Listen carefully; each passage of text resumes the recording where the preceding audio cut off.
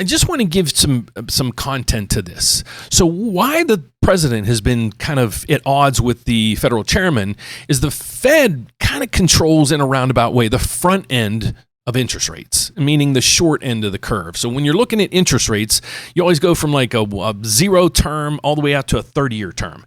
And think of it, if you're investing your money, the longer the duration of time you want to kind of tie up your money, the higher the rate of returns you want. Well, it's kind of the same things that the bond market works with. But the Federal Reserve has been keeping the short end so high that it's hard for the government to bring down the long end below the 4.25 to 4.5 where the Federal Reserve has their rates at now. So that's the contentiousness that we have in the markets right now. So I want to get his take on this. And then I also have some fantastic news on tariffs for you that you might be shocked about. Hold on a second. Let's get back to Illyrian. That's certainly the expectation that's forming in the market, regardless of who's appointed among the various candidates. The concern that I have and that others have, it's very difficult to convince anybody today that the Fed is not political.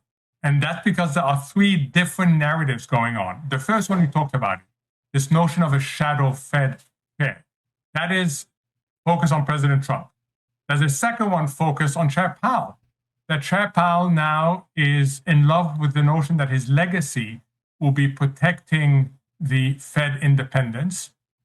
That will replace any concerns about the inflation surge we had, any concerns about the slippage in bank supervision we had during his tenure, and that he's so convinced on this is his legacy that he will be much more hawkish than he would have been otherwise. That's a second narrative. Then there's a third narrative that looks at what has happened with Governor Waller and Governor Bowman and says that they wanting July to be live is a political view.